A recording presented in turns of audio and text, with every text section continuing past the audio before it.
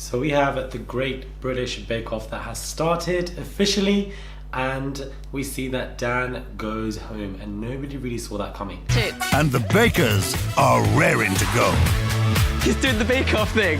Does it work? No, it's that time of year again. Hey guys, it's Murad Murali. Hopefully you guys are doing well today. If you haven't already, please do click that button and subscribe to my channel. Follow me on my Instagram at Murad_Murali, and let's get straight into this mini review.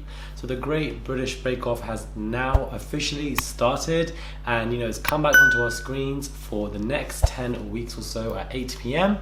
and everybody is just literally elated by this news, especially on Twitter. Everybody's talking about it. So I thought, well, let's get into these characters, and I'm just going to just review and let you guys know who I like and who I've been tuned into.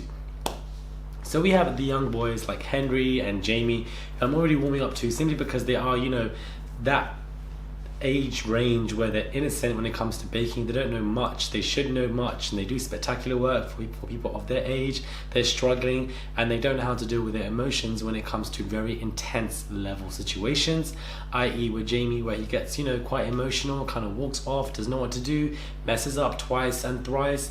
And I find that absolutely just how you are able to manage yourselves in situations that are such intense kind of situations when you're on a production level of the Great British Bake Off. You're with contestants who have double or triple the years of experience, and they know what to do, but you are somebody at 20, 21, and you're quite you're shivering, you're upset, you're crying, you're very confused, and how you deal with that and grapple these emotions and keep yourself in control, in line, in check, and get your cakes done properly. I also do like Amelia. I feel like she started off absolutely great, and she definitely is one to watch. I also feel like she's a dark horse. She has a lot to go up under her sleeve, but unfortunately her carousel cake did not perform well at all, and I was disappointed with, because I feel like she started off very strong, but that cake that she came with at the end, it was unfinished and it was just simply irritating, and I feel like she definitely has more to give. So I'm very happy that she survived, rightly so. We have Michelle, who obviously won the task, won everything. She was the cake stopper of that week, and she definitely deserved it. The fact that the judges said that her cake was faultless definitely locked it off for her, and she definitely was going to win that, period, just from saying that. We also have Priya, and I like her as well. I feel like she again is a dark horse. Her last cake didn't live up to standard. I feel like she rushed it a little bit, and she needs to calm down, especially with the book stuff. She could have actually made it into a proper book. The final last touches matter a lot more than you think.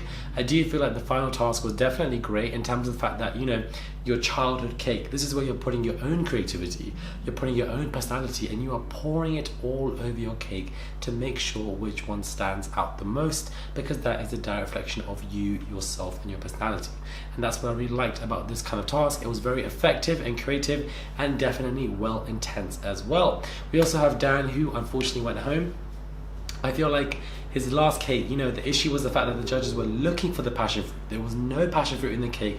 He said that there was. They were continuously looking up the cake and they could not find it. That's just embarrassing. You cannot say you've used the ingredients, but the people who are judging your cakes, looking at your cakes, tasting them, can't even find the stuff that you've said that you've put in. So that in itself is just completely embarrassing. However, his designs was completely faultless, like absolutely hilarious. You put the water in, it smokes, there's a lake, it turns blue. The craft was perfection, but it's not just the craft. You need to be able to make it taste good, and obviously with the right ingredients.